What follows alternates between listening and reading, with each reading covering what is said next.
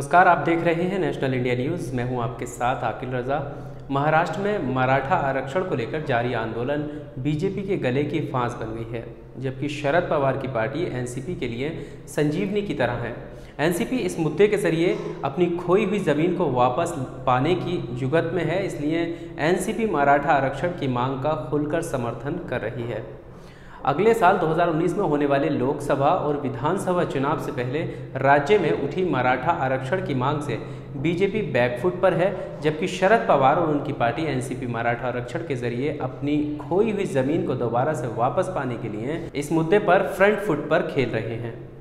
महाराष्ट्र की सियासत में मराठा समुदाय किंग मेकर माना जाता है। राज्य में मराठों की आबादी 28 से 33% है। राज्य के 48 लोकसभा सीटों में से 20 से 22 सीटें और विधानसभा की 288 सीटों में से 80 से 85 सीटों पर मराठा वोट निर्णायक माना जाता है, यानी कि निर्णायक साबित होता है। मराठा समुदाय की मांग पर 1960 में महाराष्ट्र राज्य बना। महाराष्ट्र के पहले मुख्यमंत्री रहे यशवंतराव चौहान ने उस वक्त कहा था कि राज्य मराठी लोगों का है। यहीं से शुरू होता है मराठा के नाम पर राजनीति। राज्य के गठन के बाद से अब तक 12 मराठा सीएम हुए हैं, जबकि ब्राह्मण के तौर पर केवल 2 सीएम हुए हैं, शिवसेना के मनोहर जोशी और बीजेपी से देवेंद्र फडणवीस। इससे मराठों के वर्चस्व और दबदबे को बेहतर तरीके से समझा जा सकता है। महाराष्ट्र मामलों के जानकार संजीव चंदन कहते हैं कि एनसीपी अध्यक्ष शरद पवार इस आंदोलन को हवा दे रहे हैं। राज्य में सबसे ज़्यादा मराठा समाज के लोग पश्चिम महाराष्ट्र और मराठवाड़ा में रहते हैं। ऐसे में निश्चित रूप से इसका राजनीतिक फायदा भी पवार ही को मिलेगा।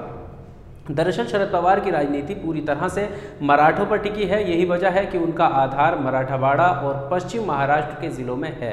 उपचुनाव में 1 सीट और जीतकर 7 सांसद हो गए। इसके अलावा विधानसभा चुनाव में राज्य की 288 सीटों में से एनसीपी को 41 सीटें मिली थीं। आपको बता दें कि पिछले काफ़ी समय से मराठा समाज शिक्षा और सरकारी नौकरियों में 16% आरक्षण की मांग कर रहा है। राज्य सरकार ने हाल ही में 72,000 पदों पर बहाली का विज्ञापन निकाला है, जिसमें मराठी के क्रांति मोर्चा के नेतृत्व में मराठा समुदाय अपने लिए आरक्षण की मांग को लेकर आंदोलन करने के लिए सड़क पर उतरा। हिंसक होते आंदोलन को देखते हुए सीएम देवेंद्र फडणवीस ने बातचीत की और उन्हें आश्वासन दिया, तो मराठा क्रांति मोर्चा ने आंदोलन को कुछ दिनों के लिए रोक दिया है। लेकिन इसका ये मतलब नहीं है कि आंदोलन पूरी तरह से शांत हो गया हो। दरअसल बीजेपी इस बात को बाखूबी समझती है कि मराठा उसके परंपरागत वोटर नहीं है। ऐसे में मराठा आरक्षण की बात को स्वीकार कर भी लेते तो कोई गारंटी नहीं है कि वो उसे वोट करेंगे, क्योंकि मराठाओं की पहली पसंद एनसीपी है, उसके बाद शिवसेना है और तीसरे नंबर पर कांग्रेस आती है। उसके बाद कहीं जाकर बीजेपी का नंबर आएगा। और जिस तरह से 2019 के लिए विपक्ष एकजुट होकर महागठबंधन की तैयारी कर रहा है, उसको हरी झंडी एनसीपी से भी मिल चुकी है। शिवसेना बीजेपी से पहले ही खफा चल रही है और शरद पवार दोबारा अपना वर्चस्व जुटा रहे हैं।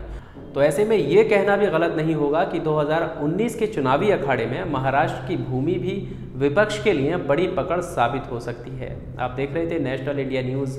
शुक्रिया।